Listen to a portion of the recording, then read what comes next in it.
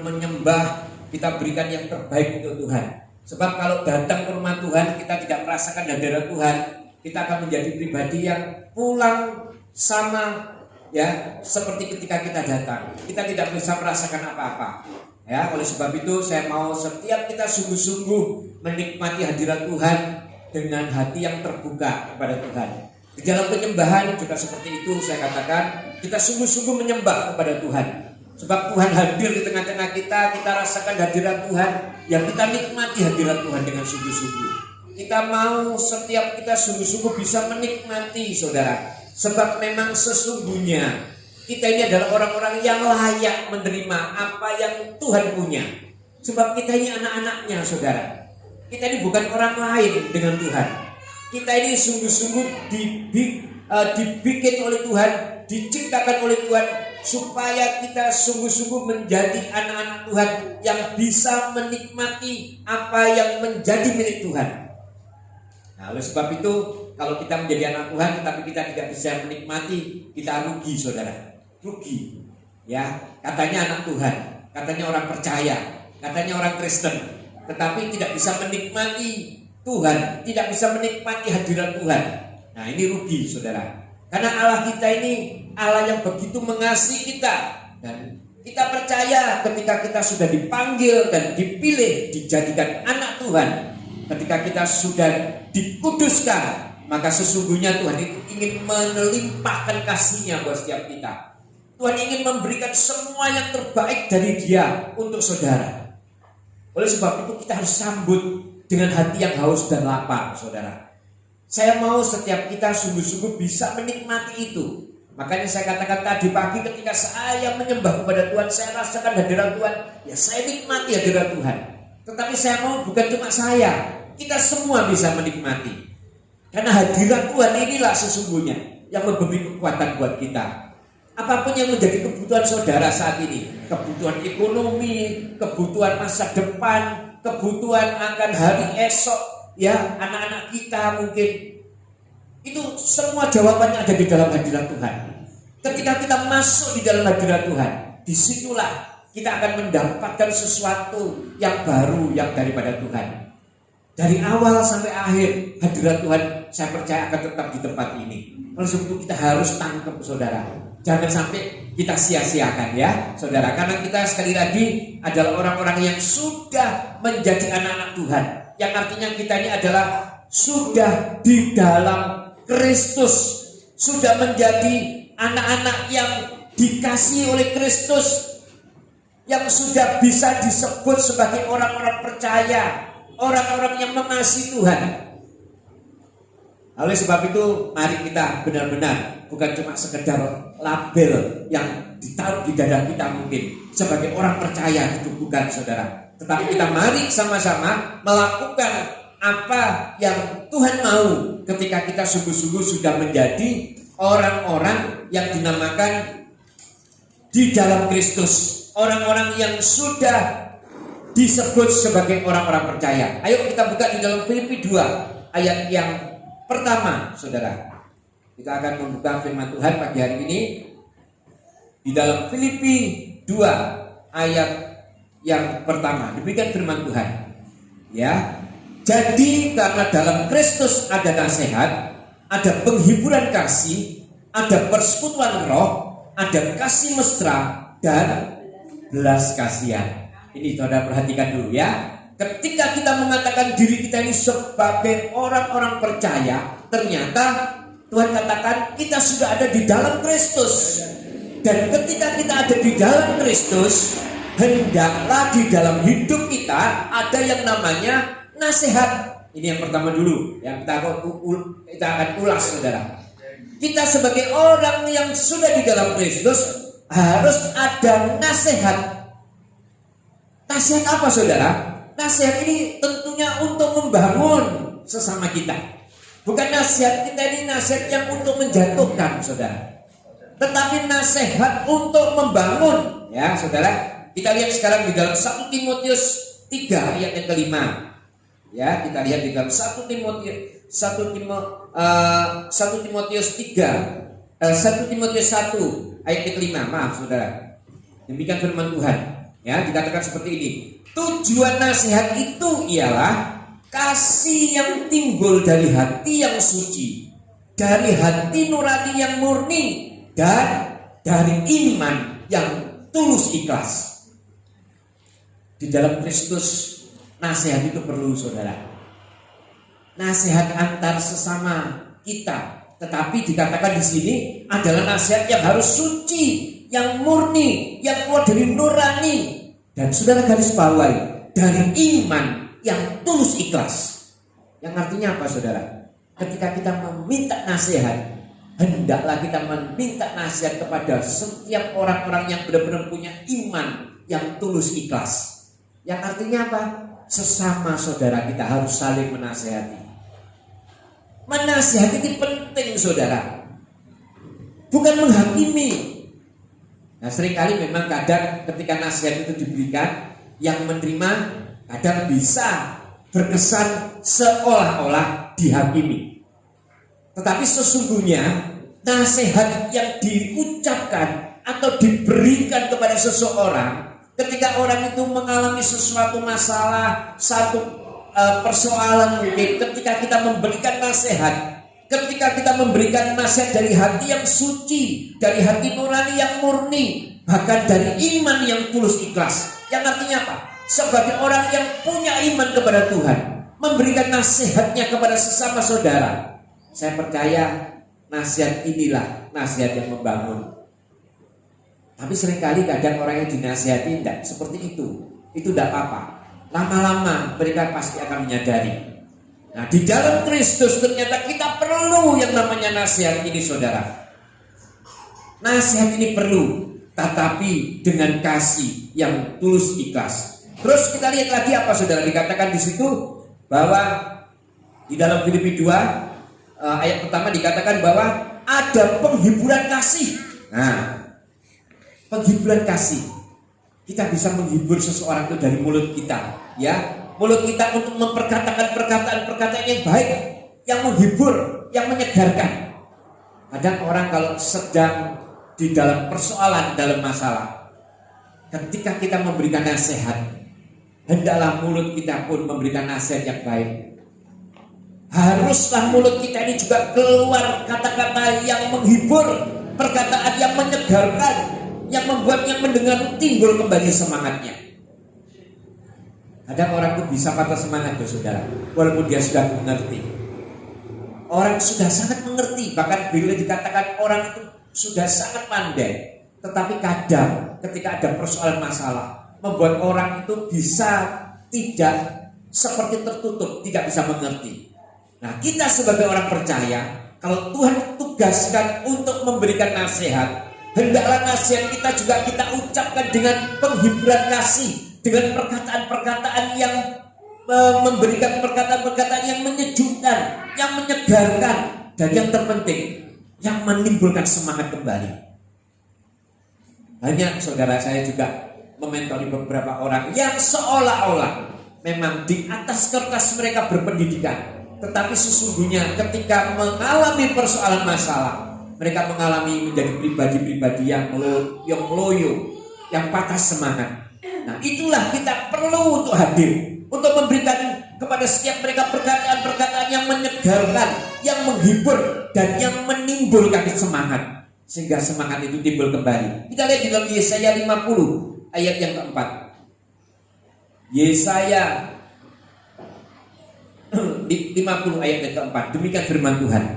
Tuhan Allah telah memberikan kepadaku lidah seorang murid, supaya dengan perkataan aku dapat memberi semangat baru kepada orang yang letih lesu. Setiap pagi Tuhan mempertajam pendengaranku untuk mendengar seperti seorang murid.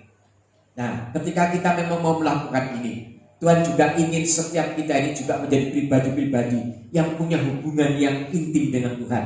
Dikatakan di ayat ini, ketika perkataan yang menyejukkan, perkataan yang menghibur keluar dari mulut kita, ternyata Tuhan juga ingin setiap kita supaya kita juga punya hubungan yang khusus dengan Tuhan.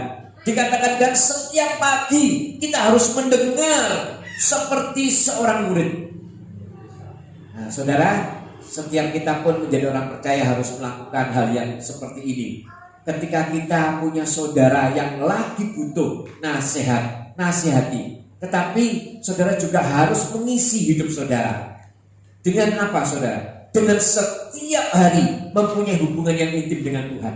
Pagi hari berlutut, pagi hari menyembah, mencari wajah Tuhan. Dikatakan di ayat ini mempertajam pendengaran kita untuk mendengar akan suara Tuhan ketika pagi hari ini. Nah, ketika kita sudah mendapatkan itu, maka saya percaya kita akan membuat orang-orang yang kita nasihati akan menjadi orang-orang yang timbul semangatnya kembali. Karena perkataan yang kita gunakan adalah perkataan yang menghibur, bukan cuma perkataan yang cuma sekedar ngomong. Nah, saat ini mungkin kadang bukan cuma ngomong, tetapi juga bisa melalui medsos, kadang seperti itu saudara ya. Makanya saya mau katakan HP saya kadang-kadang itu sepertinya malam juga masih aktif, pagi juga masih aktif. Sebab kadang-kadang kita juga memberikan kata-kata motivasi, kata-kata firman kepada orang-orang yang Tuhan taruh di dalam hati saya. Kadang-kadang saya harus menghubungi. Nah, ini kata-kata yang harus kita gunakan. Jadi jangan dibalik, kalau kita punya HP ternyata cuma kita melihat atau mendengar ya berita-berita yang tidak karu-karuan. Tetapi pagi hari ini mau dari setiap kita, hendaklah kita ini menjadi pribadi yang benar-benar bisa mempergunakan apapun yang Tuhan sediakan, sarana apapun untuk membuat orang bisa disegarkan kembali, membuat orang bisa semangat kembali, membuat orang-orang bisa kembali terhibur dengan setiap apa yang menjadi persoalan masalahnya. Ya, nah kita kembali lagi kita lihat saudara di dalam Filipi 2 ayat yang pertama dikatakan apa lagi selain penghiburan kasih? Ada persekutuan roh. Nah, ada persekutuan roh. Artinya apa saudara? Ada doa di situ. Ada persekutuan, itu penting buat setiap orang-orang percaya. Kemarin pada waktu ada perkumpulan hamba-hamba Tuhan di tempat ini, saya juga berbicara khusus tentang persekutuan. Bagaimana pentingnya persekutuan. Saya ulas di situ, walaupun mereka semua adalah hamba Tuhan. Tetapi saya percaya ya, kadang ya namanya manusia juga bisa lupa apa yang menjadi tujuan utama.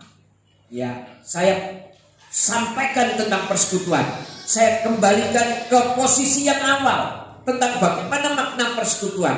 Karena bukan cuma sekedar persekutuan, artinya perkumpulan orang-orang yang tidak melakukan apa-apa, tetapi persekutuan yang artinya kita melakukan benar-benar persekutuan di dalam Tuhan. Nah, persekutuan doa adalah persekutuan yang menyenangkan hati Tuhan. Bukan cuma sekedar perkumpulnya ya, seperti kemarin saya katakan, perkumpulannya kutu-kutu, tetapi benar-benar kita persekutuan artinya perkumpulan daripada orang-orang yang mau menyembah kepada Tuhan. Kalau perkumpulan kutu-kutu itu menggatalkan ya, karena yang di dalam ketika berkumpul itu cuma gosip isinya, cuma memberikan perkataan-perkataan yang menyakitkan telinga. Makanya saya ingatkan kembali kemarin, saya katakan bahwa persekutuan kita adalah persekutuan doa, yang artinya ada satu persekutuan di mana banyak yang menjadi tugas yang macam-macam, tetapi satu tubuh dan satu kepala, dan kepalanya adalah Tuhan Yesus sendiri. Ya, ini yang harus kita ketahui saudara. Nah, kita lihat juga ternyata ada kasih mesra, saudara. Kita lihat ada kasih mesra dan belas kasihan. Kita lihat di dalam Mazmur 119 ayat 63. Mazmur 119 ayat 63. Nah, kita lihat ini tentang persekutuan. Aku bersekutu dengan semua orang yang takut kepadamu, dan dengan orang-orang yang berpegang pada titah-titahmu. Perkumpulan itu boleh saudara. Ketika saudara punya perkumpulan di RT, di RW itu boleh dan itu penting ya. Tetapi yang saudara harus ketahui dan juga menjadi satu yang sangat penting adalah persekutuan sesama orang percaya. Ini firman-Nya Tuhan sangat tegas mengatakan kepada setiap kita bahwa aku bersekutu dengan semua orang yang takut kepada Tuhan. Nah, ini saudara Saudara lihat di dalam Mazmur 119, ini tentang Daud. Daud bersekutu dengan orang-orang yang takut akan Tuhan. Dan dikatakan, dan dengan orang-orang yang berpegang pada titah-titah daripada Tuhan. Yang artinya persekutuan itu penting buat kita, saudara. Ketika saudara berkumpul bersama-sama dengan orang percaya, bukan cuma sekedar berkumpul seperti ini, saudara, tetapi sesungguhnya persekutuan ini memang yang diharapkan oleh Tuhan. Dan Tuhan sendiri juga mengatakan bahwa persekutuan ini memang harus dilakukan dan dikerjakan oleh kita. Kalau kita ini berkumpul dengan orang-orang yang takut akan Tuhan dan orang-orang yang selalu berpegang akan perintah Tuhan, maka kita akan menjadi pribadi-pribadi yang semakin didewasakan. Tidak gampang kita akan mengalami putus asa, ya. Ini yang Tuhan mau di dalam hidup kita, saudara. Nah, dikatakan lagi di dalam Filipi 2 tadi, saudara, itu ada kasih mesra dan belas kasihan. Ada kasih mesra dan belas kasihan. Saat-saat yang sulit, saudara, memang sebetulnya bisa kita pergunakan. Saat ini kan saat-saat yang banyak orang yang mengalami kesulitan. Seharusnya bisa kita gunakan kesempatan untuk apa, saudara? Untuk berbuat baik, untuk melakukan perbuatan baik. Loh, kenapa kita kok harus melakukan perbuatan baik? Karena dengan perbuatan baik ini sebetulnya kita ini menunjukkan jati diri kita, saudara. Kita lihat, saudara, ya, di dalam 1 Petrus 2 ayat yang ke-12. 1 Petrus 2 ayat 12, demikian firman Tuhan. Milikilah cara hidup yang baik di tengah-tengah bangsa-bangsa bukan Yahudi, supaya apabila mereka menfitnah kamu sebagai orang durjana, mereka dapat melihatnya dari perbuatan-perbuatanmu yang baik dan memuliakan Allah pada hari Ia melawan mereka. Jadi ketika kita melakukan perbuatan baik, Tuhan katakan suatu saat mereka akan tahu, ketika mereka juga mengakui Yesus sebagai Tuhan. Apa yang kita kerjakan ini adalah merupakan satu hal yang harus kita kerjakan supaya mereka dapat melihat setiap perbuatan-perbuatan yang kita lakukan dan memuliakan Bapa di surga. Ini yang Tuhan inginkan, saudara. Terus kita lihat lagi di dalam 2 Timotius 3 ayat yang ke-17. 2 Timotius 3 ayat 17, demikian firman Tuhan. Dengan demikian tiap-tiap manusia kepunyaan Allah diperlengkapi untuk setiap perbuatan baik. Yang artinya apa, saudara? Ketika saudara menjadi orang-orang percaya, haruslah kita mengerjakan perbuatan baik. Karena sesungguhnya Tuhan katakan Dia sudah memperlengkapi kita dengan perbuatan baik. Jadi kalau kita mengatakan hidup kita sudah di dalam Kristus, tapi ternyata kita tidak mengerjakan perbuatan baik, maka sesungguhnya kita belum di dalam Kristus. Sebab ketika kita di dalam Kristus, firman Tuhan ini dengan tegas mengatakan bahwa kita ini sudah diperlengkapi. Diperlengkapi apa, saudara? Untuk setiap perbuatan baik. Sudah diperlengkapi oleh Tuhan sendiri, saudara. Oleh sebab itu mari ya kita berbuat baik, lebih berbuat baik lagi kepada setiap orang ya. Tetapi ada yang Tuhan ajarkan buat setiap kita ya. Kita lihat lagi, saudara, di dalam Pengkhotbah 12 ayat yang ke-14. Pengkhotbah 12 ayat ke-14 dikatakan seperti ini. Karena Allah akan membawa setiap perbuatan ke pengadilan yang berlaku atas segala sesuatu yang tersembunyi, entah itu baik, entah itu jahat. Jadi ternyata ada penghakiman memang yang harus kita terima. Makanya Tuhan katakan teruslah berbuat baik, karena perbuatan baik inilah yang memuliakan Bapa di surga. Nah, saudara, kita lihat sekarang dalam Filipi 2 ayat yang kedua, apalagi yang didapat pada orang yang sudah di dalam Kristus. Filipi 2 ayat yang kedua, demikian firman Tuhan. Karena itu sempurnakanlah sukacitaku dengan ini. Hendaklah kamu sehati, sepikir, dalam satu kasih, satu jiwa, satu tujuan. Nah, ada kesatuan di dalam Kristus itu. Di dalam Kristus ada kesatuan. Sudah bukan pada tempatnya lagi kita mengkotak-kotakan diri kita. Nah, saudara, kalau kita sekarang mengatakan kita sudah ada di dalam Kristus, pasti kita ada persatuan. Persatuan ini di mana? Yang pertama kita lihat di dalam keluarga. Keluarga kita ini harus satu, saudara. Keluarga kita ini harus satu. Ya, kalau keluarga kita tidak satu, maka sebetulnya kita harus cek sendiri di dalam hidup kita. Sudah ada persatuan enggak di dalam situ? Sudah ada enggak? Kalau sudah ada persatuan di dalam keluarga, berarti benar-benar kita sudah ada di dalam Kristus. Persatuan di dalam keluarga itu penting, saudara. Ada kesehatian antara suami dan istri. Harus satu. Tidak boleh punya pikiran sendiri-sendiri.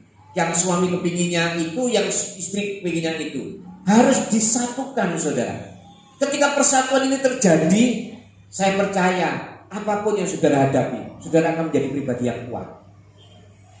Ayo saudara lihat, kalau punya persoalan, kalau dihadapi seorang diri, oleh suami tok, oleh istri tok, mungkin persoalan ini akan tampak begitu berat, saudara. Bahkan seolah-olah akan saudara pasti akan saya katakan akan mengalami kelemahan. Tetapi kalau persoalan itu kita tanggung renteng dengan istri kita, dengan suami kita, saya percaya persoalan yang berat itu akan menjadi sepertinya menjadi ringan. Karena satu kepala dengan dua kepala tetap kalau disatukan akan berbeda hasilnya, saudara. Makanya mari kita sama-sama ditempati. Suami dan istri saling menghormati. Suami dan istri saling mempertimbangkan apa yang memang harus dilakukan, dikerjakan. Terutama dengan hal-hal yang vital, yang pokok tentang masa depan di dalam keluarga. Harus ada kesatuan, saudara. Tidak bisa kita memikirkan sendiri. Jangan sampai istri ngomong, wes terserah suami, mau gimana anak, wes tidak tahu suami itu. Jangan, harus dipikirkan bersama, saudara. Ya apa masa depannya, anak-anak mau dibikin bagaimana? Ada rencana. Atau bagaimana menghadapi persoalan masalah ini? Ada rencana. Ada saling mengisi. Dan itu nanti akan timbul satu kesepakatan. Ya, makanya kalau di dalam suami dan istri harus ada kesatuan. Dan kalau sudah kesatuan ini berarti hindarilah pertengkaran. Kadang-kadang memang pertengkaran itu bisa terjadi. Saya pun dengan istri kadang-kadang juga bisa eceh-ecehan, saudara. Ya, tetapi usahakan di dalam pertengkaran, di dalam eceh-ecehan, kalau orang bilang itu bukannya menjurus ke hal-hal yang sangat tidak menyenangkan hati Tuhan. Usahakanlah ketika terjadi perselisihan tetap dilandasi dengan kasih. Yang artinya apa? Cepat diselesaikan gitu loh, saudara. Jangan sampai berhari-hari, bahkan sampai berbulan-bulan, bahkan mungkin sampai bertahun-tahun mungkin, saudara. Ada nggak, saudara? Ada. Saya lihat teman saya sendiri juga banyak saya lihat. Nggak ngomong sama istrinya itu lama, saudara, berbulan-bulan. Kalau sudah ada masalah, nggak ngomong sama istrinya berbulan-bulan. Ya, tapi anaknya tetap sama, masih banyak anaknya. Jadi saya juga bingung kok kenapa seperti itu. Nggak ngomong sama istrinya lama, saudara. Tetapi saya katakan orang yang hidup seperti ini sebetulnya menyiksa dirinya sendiri. Karena tidak ada persatuan, berarti dia masih sesungguhnya belum di dalam Kristus. Ya, jadi saudara, mari kalau kita ada persoalan masalah dengan keluarga, hendaklah kita selesaikan dengan kasih. Karena anak-anak Tuhan haruslah mempunyai kasih berdasarkan ini. Karena harus satu tujuan, yaitu untuk satu kesatuan di mana semuanya ujung-ujungnya untuk memuliakan nama Tuhan. Kita lihat dalam 1 Korintus 1 ayat ke-10, saudara. 1 Korintus 1 ayat yang ke-10. Haleluya. Demikian firman Tuhan.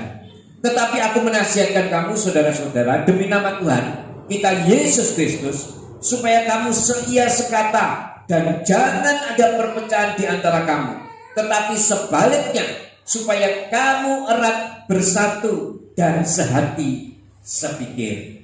Amin, saudara. Sehati sepikir, harus satukan hati, ya. Nah, kita lihat sekali lagi sekarang di Filipi 2 ayat yang ketiga.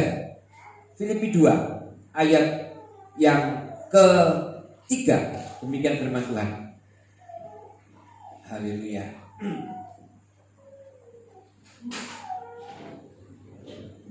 Dengan tidak mencari kepentingan sendiri atau puji-pujian yang sia-sia, sebaliknya hendaklah dengan rendah hati yang seorang menganggap yang lain lebih utama daripada dirinya sendiri.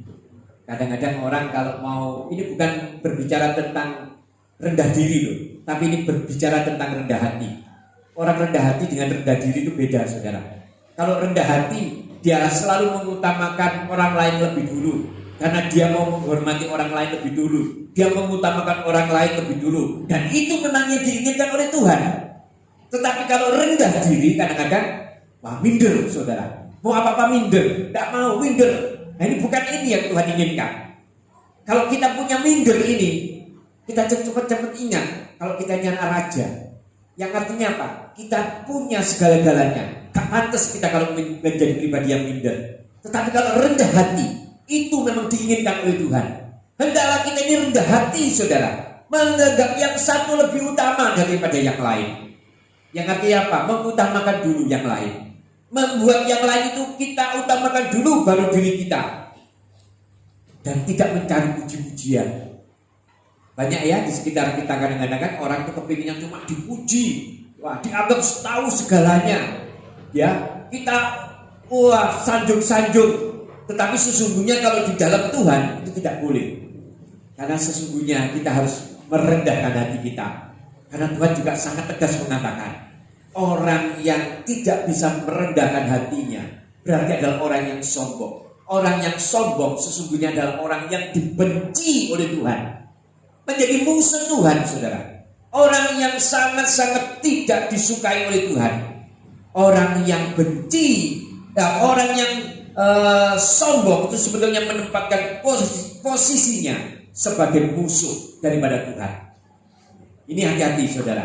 Tetapi kita sebagai orang percaya, kita oleh Tuhan diajak untuk supaya kita bisa menjadi orang-orang yang rendah hati. Kita lihat di dalam Efesus 4 ayat yang kedua. Efesus 4 ayat yang kedua, demikian firman Tuhan. Hendaklah kamu selalu rendah hati, lemah lembut dan sabar. Tunjukkanlah kasihmu dalam hal saling membantu. Saudara, hal-hal yang sangat baik diajarkan oleh Paulus melalui kitab Efesus ini memang merupakan satu hal yang memang Tuhan kehendaki di dalam hidup kita. Hendaklah setiap kita ini sungguh-sungguh punya hati yang rendah hati, lembut, lemah lembut, dan sabar. Tidak gampang emosi gitu loh, saudara. Banyak kejadian-kejadian karena emosi, maka akan menjadikan satu persoalan dan masalah yang besar buat kehidupan daripada orang yang tidak bisa menahan emosi. Oleh sebab itu kita mau setiap kita ini benar-benar punya hati yang rendah hati, yang lemah lembut, dan yang sabar. Dan juga harus saling membantu dengan sesama kita, dengan orang lain. Kita harus saling membantu. Nah, teman kita lihat, saudara, yang bagaimana yang harus kita lakukan dan harus kita kerjakan. Hendaklah kita sungguh-sungguh benar-benar mengerjakan menjadi pribadi-pribadi yang selalu rendah hati dan selalu lemah lembut dan sabar, dan saling kita membantu. Dan kita lihat sekarang di dalam Efesus Filipi 2 ayat yang keempat. Filipi 2 ayat yang keempat. Nah, kita lihat sekarang di dalam ayat ini dikatakan seperti ini, saudara.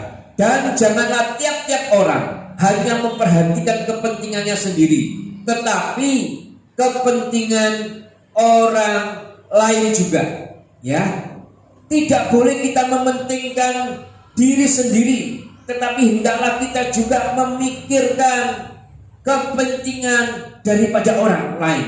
Yang artinya sebagai orang-orang percaya yang mengaku sudah di dalam Kristus, Tuhan inginkan kita hendaklah tidak punya sikap atau sifat atau kelakuan egois.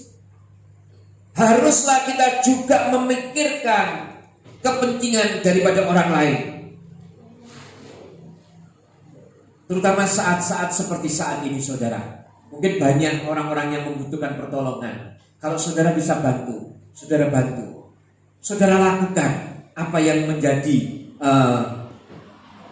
yang sudah ditaruh di dalam hati saudara dan saudara bisa kerjakan. Lakukanlah itu, saudara. Ya, kita lihat di dalam 1 Korintus 10 ayat 33. 1 Korintus 10 ayat yang ke-33. Nah, saudara, kita lihat. Sama seperti aku juga berusaha menyenangkan hati semua orang dalam segala hal. Bukan untuk kepentingan diriku, tetapi untuk kepentingan orang banyak, supaya mereka beroleh selamat. Nah, saudara, kalau kita ini memberikan pertolongan kepada orang lain, sesungguhnya kalau kita sungguh-sungguh melakukannya, tujuannya kita ini, saudara, bukan untuk kepentingan diri kita sendiri. Kalau Paulus melakukan hal itu, dikatakan dia melakukan kebaikan, memberikan pertolongan kepada orang. Tujuannya adalah untuk menyelamatkan orang itu. Saudara paham maksudnya daripada firman ini? Yang artinya gini, saudara, ketika saudara melakukan kebaikan, sebetulnya ketika saudara melakukan kebaikan, orang lain akan menilai kita. Ketika orang lain menilai kita, sesungguhnya yang dinilai orang lain itu bukan cuma sekedar fisik saudara atau tubuh saudara, tetapi sesungguhnya orang lain ingin mengerti siapa sih sebetulnya yang ada di dalam saudara. Siapa sih yang ada di dalam saudara? Nah, ketika dia tahu yang ada di dalam saudara, sesungguhnya inilah yang menjadi target atau sasaran kita. Ketika kita melakukan perbuatan baik, tujuannya supaya orang bisa mengenal siapa yang di dalam kita. Kalau saudara mengaku, aku sudah ada di dalam Kristus, Kristus juga ada di dalam aku, maka ketika orang lain itu tahu siapa di dalam kita, sesungguhnya kita juga menghendaki orang lain juga diselamatkan, sama seperti kita diselamatkan oleh Kristus. Nah, jadi artinya gini loh, saudara, jangan sampai kalau saudara sudah mengaku di dalam Kristus, yang artinya saudara mengaku aku anak-anak Tuhan, orang percaya, tetapi sifatnya, kelakuannya melebihi orang-orang yang tidak mengenal Kristus. Itu sangat-sangat tidak menyenangkan hati Tuhan. Wis wong Kristen mendite bukan main, wis wong Kristen jahatnya bukan main. Loh, ini kan tidak bisa menyelamatkan orang, saudara. Bagaimana bisa menyelamatkan orang? Orang melihat kita ini mengaku kita ini di dalam Kristus loh. Kita ini mengasihi Kristus loh. Kita ada di dalam Kristus loh. Tetapi ketika kita melakukan kegiatan sehari-hari, ya, di pasar mungkin nawarnya tercel, mana saya nggak seneng kalau saudara kalau saya diajak ke pasar nawar. Bukan berarti kita lebih kaya, enggak, tetapi ini menunjukkan kalau kita ini menjadi orang yang sangat pelit gitu loh rasanya. Kayak masa istilahnya 10.000 ditawar 5.000, loh ini kan nggak masuk akal kadang-kadang. Tapi ini biasa dilakukan oleh perempuan, saudara, ya. Makanya saya itu suatu-wanti sama istri kalau saya ke pasar, saya nggak mau nawar pokoknya. Ya, kalau kamu nawar tinggal ngalih. Kenapa? Karena mereka sudah memberikan, ya kita memberkatilah melalui itu. Gak apa-apa, kalian selisih berapa sih?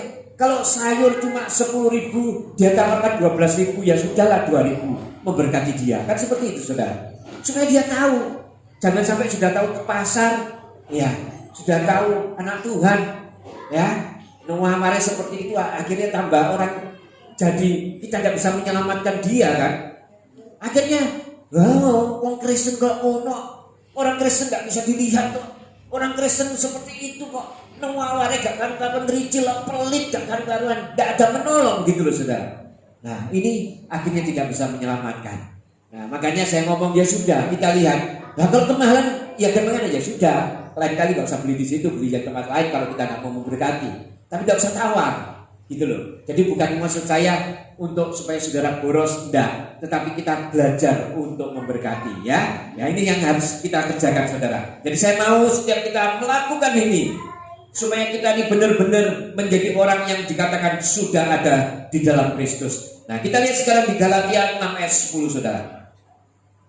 Galatia 6 ayat 10. Nah, bagaimana sih kita harusnya untuk berbuat baik? Memang kita harus berbuat baik dengan orang lain, tetapi firman Tuhan ini mengatakan bahwa sesungguhnya kita juga harus berbuat baik kepada terutama kawan-kawan kita seiman. Ya, kita lihat. Karena itu selama masih ada kesempatan bagi kita, marilah kita berbuat baik kepada semua orang, tetapi terutama kepada kawan-kawan kita seiman. Jadi kalau kita melakukan hal kebaikan kepada orang lain, tetapi dengan kawan seiman sendiri kita nggak melakukan, ini juga kita harus pertimbangkan. Yang sesungguhnya kita utamakan memang adalah kawan-kawan kita seiman, karena ini adalah saudara kita. Setelah itu kita melebar, ya, melebar dan melebar terus. Nah, ini yang Tuhan kehendaki, yang dituntun melalui kebenaran firman Tuhan. Nah, saudara, orang-orang yang sudah di dalam Kristus, saya percaya tidak akan bisa dipengaruhi oleh keadaan. Justru dalam keadaan apapun, keadaan yang negatif, dia akan bisa berubah menjadi keadaan yang positif. Karena dia tidak terpengaruh oleh siapapun. Yang dia pengaruhi, yang bisa mempengaruhi, cuma Kristus yang ada di dalam hidupnya. Dan Kristus memberikan tuntunan kepada setiap kita bahwa hal-hal yang negatif harus berubah menjadi hal yang positif. Karena sikap inilah yang harus kita lakukan. Hal inilah yang harus kita kerjakan. Karena ketika kita melakukan Filipi 1 sampai Filipi 2 ayat 1 sampai ke 4 ini, sesungguhnya kita mengerjakan DNA-nya atau keturunannya daripada Kristus. Oleh sebab itu kalau kita dikatakan sebagai orang percaya, anak-anak Tuhan, saya percaya kita akan menjadi anak-anak Tuhan yang kelihatan daripada 7 hal yang sudah saya katakan tadi. Jadi ini yang harus kita kerjakan sebagai orang-orang percaya. Belajar, saudara, ya. Jadi saya yakin memang seolah-olah menurut orang mungkin, waduh angel Pak, sulit Pak. Masa kita harus terus memberikan nasihat? Aku yo gak pengangguran kan. Kadang hati-hati saudara. Atau harus memberikan penghiburan kepada orang. Ya, aku yo banyak pekerjaan. Atau kita harus bersekutu terus seperti ini. Bukan seperti itu. Kalau saudara yakin saudara ada di dalam Kristus, saya percaya saudara pasti akan melakukan apa yang menjadi kehendak Tuhan. Karena kita tahu di dalam Tuhan kita pasti memperoleh kekuatan. Ya, saudara, saya tidak perpanjang firman Tuhan pagi hari ini. Saya percaya ketika firman ini disampaikan, ya, apa yang menjadi tuntunan Tuhan, saudara praktekkan di dalam Filipi 2 ayat 1 sampai ke 4. Maka saya percaya kita akan menjadi pribadi-pribadi yang akan semakin dewasa, dan kita adalah pribadi-pribadi yang sungguh-sungguh di dalam Kristus. Di nama Tuhan.